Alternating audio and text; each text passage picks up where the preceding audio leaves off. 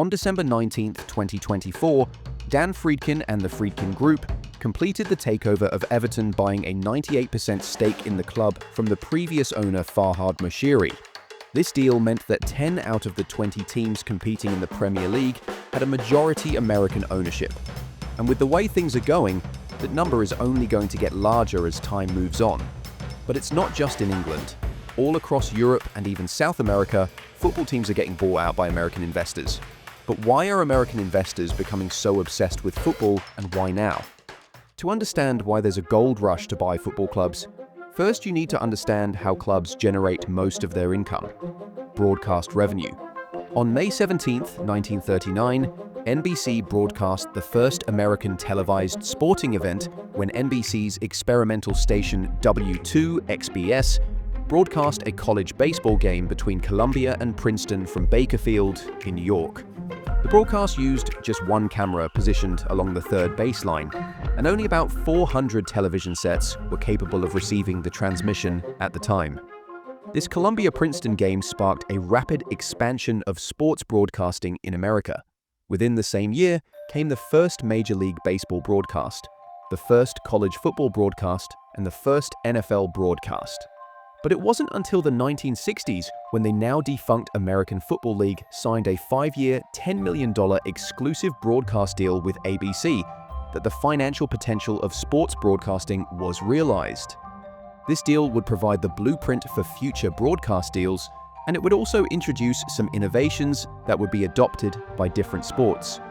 ABC and the AFL introduced several broadcasting firsts: moving on-field cameras, players wearing microphones during games, and player names on jerseys for easier viewer identification. The contract also introduced the first ever cooperative television plan for professional football, where broadcast revenues were divided equally among all member clubs. Each AFL team received about $205,000 annually from the deal. The success of this model led NFL Commissioner Pete Rozelle to adopt the same revenue-sharing approach for the NFL. Sports broadcasting would continue to grow for the next 2 decades, and saw the formation of sports-centric channels like ESPN, and in 1993, the NFL would sign a landmark $100 million broadcasting deal with Fox. Today, the NFL earns over $11 billion annually from its various broadcast deals. But just a year before the NFL signed its deal with Fox, there was a seismic shift happening in England. In 1992, as the NFL was reaching new heights in broadcast revenue, English football was undergoing a revolutionary transformation. And Sky Sports, a whole new ballgame. The 1970s and 1980s marked English football's darkest period, as hooliganism reached epidemic proportions, with organized firms engaging in pre-planned violence that turned match days into battlegrounds. The crisis peaked in 1985 with the Heysel Stadium disaster, where 39 Juventus fans died during the European Cup final against Liverpool, leading to English clubs being banned from European competitions until 1990. This ban, coupled with the 1985 to 86 season beginning without a television deal due to hooliganism's impact, devastated club revenues and international reputation. The formation of the Premier League in 1992 presented an opportunity to completely rebrand English football, moving away from its violent past.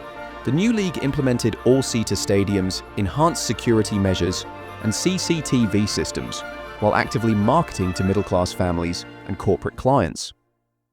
The arrival of international stars like Dennis Bergkamp helped create a more cosmopolitan image, while the Premier League's sanitized presentation attracted lucrative broadcast and sponsorship deals. The formation of the Premier League marked a pivotal shift, driven primarily by top clubs seeking to maximize broadcast revenues. Prior to this, money was shared across all Football League divisions, limiting the earning potential of top clubs. A crucial dinner meeting in 1990 between London Weekend Television's Greg Dyke and representatives of the Big Five clubs laid the groundwork for the breakaway league. The first television deal with B-Sky B proved transformative, worth £304 million over 5 years, significantly more than the previous £44 million 4-year Football League deal. This new structure provided commercial independence and allowed the Premier League to negotiate its own broadcast and sponsorship agreements, setting the stage for unprecedented financial growth. This transformation proved remarkably successful. In-stadium violence was virtually eradicated in the Premier League era, curing the English disease and laying the foundation for the commercial powerhouse that would later attract American investors. The history of foreign ownership in the Premier League began with Sam Hammon, a Lebanese millionaire who owned Wimbledon FC. He was the only foreign owner in the Premier League's inaugural season, having bought the club on a whim despite being more interested in tennis. The first significant wave of foreign investment started in 1997, when Egyptian-born businessman Mohammed Al Fayed purchased Fulham FC, marking the first major foreign investment into European football, but it wasn't until 2005 that the Premier League would see its first American owner. Manchester United became the first Premier League club under American ownership in 2005. The Miami-based Glazer family acquired the club in an unusual circumstance, involving a dispute over a racehorse, after Irish businessman John Magnier and J.P. McManus had a falling out with then-manager Alex Ferguson over the ownership rights of the Horse Rock of Gibraltar. They decided to sell their shares. Malcolm Glazer seized this opportunity to acquire a controlling stake for £790 million through a leveraged buyout. The Glazers borrowed over £600 million against the club's assets to finance the acquisition. They were followed by Hicks and Gillett, who completed their takeover of Liverpool in 2007. The Glazers and Hicks and Gillett represent the first generation of American ownership. The leveraged buyouts by both ownership groups created devastating financial consequences for Liverpool and Manchester United. Liverpool accumulated £472.5 million in debt under Hicks and Gillett, with interest payments reaching £40 million annually and debts being renewed weekly, an unprecedented situation in business. Meanwhile, United's debt under the Glazers ballooned from an initial £550 million to over £700 million by 2010, with the club still carrying £592 million in debt today, barely less than the £603 million from their first year of ownership. Both clubs saw significant fan resistance, though with different outcomes. Liverpool supporters, through the spirit of Shankly Union, organised protests and marches that proved instrumental in forcing change. The situation became so dire that some fans preferred administration and a 9-point deduction to continuing under Hicks and Gillett's ownership. The Royal Bank of Scotland's 6-month deadline ultimately led to FSG's purchase in 2010, saving the club from potential liquidation. In contrast, United's protests, including the Green and Gold campaign and more recent demonstrations, have continued for 17 years without achieving ownership change. Just a year after FSG purchased Liverpool from Hicks and Gillett, Stan Kroenke would see off his rival Alisher Usmanov, first acquiring a majority stake in Arsenal in 2011, before finally gaining sole ownership in 2018.